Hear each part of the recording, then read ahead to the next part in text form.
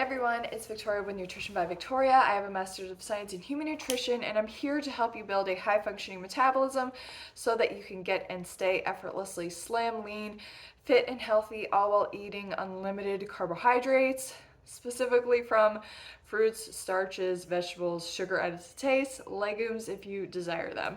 That is what I've done in order to get to where I am at now and have effortlessly, sustainable results. That is what you want. Okay, so today's video is going to be about the importance of going all in on high carb, low fat foods in order to get to where you want to be. Because I have some folks in my coaching group, some comments that get left. How much should I eat? How much should I eat? I want to eat more of this. I want to eat more of that. So generally, those questions come from folks who are coming from a restrictive background, okay? Where you want to eat as much as you want of something in particular, let's say dried fruit, right? But you don't want to let yourself just go all in out of fear of weight gain. That is the general gist of the question, how much should I eat, okay? Because I don't want to eat so much that I gain weight. Well, in order to get to the other side, you have to go all in first, okay? You can't go from restriction and then expect to get the results that I currently have by continuing to restrict. That's not how this works at all. You have to honor your appetite. You have to honor your cravings for the foods that you desire, whether it's sugar, dried fruit. Usually it's the more high calorie density foods that people are desiring to eat more of, but sometimes it is a fear of fruit in general too, or a fear of starch, or a fear of rice, or whatever it may be. You have to go all in. Take the reins off, go all in, eat as much as you want of the foods that you want, right? So recently I had a craving for pizza, and when I eat pizza, I eat the whole pizza. And that's not binge eating or anything. It's just honoring my appetite, honoring my desire for that food. And then I'm like, okay, I'm good. And then I really don't want pizza again for like a while. And that's just how I operate. But I've been doing this for 12 years now, where I took the reins off, let myself go all in, gained a whole bunch of weight, plateaued off, continued to honor my appetite, although during that time I would yo-yo back and forth with, eating a whole bunch, not eating so much, eating a whole bunch, not eating so much. But, that kind of levels itself out too, where I was trying to figure out how much food my body needed. And sometimes your body's going to tell you that it doesn't need or want as much as were previously desiring. Or you're pregnant, breastfeeding, recovering from metabolic damage, and now your body's telling you, hey, we need to eat the house down, and so you need to honor that. So basically, I'm telling you to honor your body, honor your food cravings, but in order to get to the other side, in order to experience the food and body freedom that comes from letting yourself eat the amount of food that you want to eat, you have to do it. Okay, so I've got to where I'm at currently by doing this, by honoring my appetite, honoring the foods that I've wanted to eat, and eating them, and eating as much of them as I've wanted. And of course, this is within the high carb, low fat umbrella.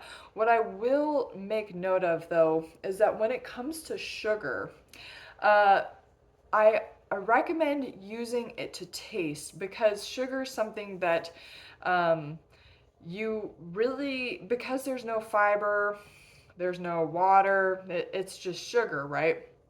I look at it more as like a supplement than using it as like a meal replacement, okay? Where you're using it to enhance the Brix value of the fruit meal that you're eating, right? Because it's not as sweet as you'd like it to be. Or you're adding it to your smoothie because the water in your smoothie diluted the sweet flavor that could have came from the fruits there wasn't as much water added to it, right? So things like that, sugar, salt, use it to taste versus using it as a food group. The food groups that you want to focus on making your meals from are going to be fruits. And in that realm of fruits, it's going to be like canned fruit, dried fruit, frozen fruit, fruit juice, smoothies, fruit purees, whole fruits, things like that. When it comes to starches, same thing. Foods that you can make a meal out of: rice, potatoes, winter squashes, other root vegetables, and even with flour products, you can make bread and, pasta, things like that. So foods that you can make meals out of, and then you're adding sugar and salt to taste, okay? And somebody had to ask me a question about salt. When it comes to salt, I recommend using it to taste. If you have high blood pressure and you know you have high blood pressure, then you're going to want to keep your sodium intake monitored and on the lower end, so less than 15 milligrams a day. But if you do not have issues with your blood pressure, use salt to taste. My general intake of salt will range anywhere from 1,000 milligrams a day all the way up to 3,000 milligrams a day, depending on how much salt my body is desiring in that day. And then I always find, doing regular exercise, I'm losing sodium by sweating it out.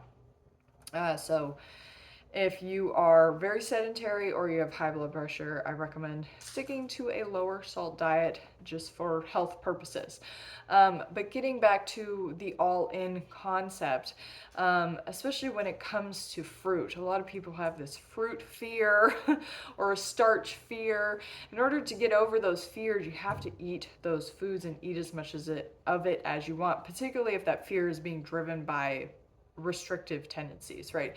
So using myself as an example, I'm at the point now where when I eat food, I eat as much of it as I want, and then I'm done with it. And I don't have a lingering desire of, oh, I wish I would have eaten more of that, or oh, I wish I, had made more of this. My appetite is very regulated now that I have been practicing this concept of going all in and honoring my appetite for so long, that my ghrelin levels are on point, my leptin levels are on point. Everything is just working really well. And those hormones, ghrelin and leptin, both influence your metabolism, they influence your insulin sensitivity. So it's important to give in to your appetite, because your body is signaling that for a reason. It's telling you to eat in order to give it what it needs at that time.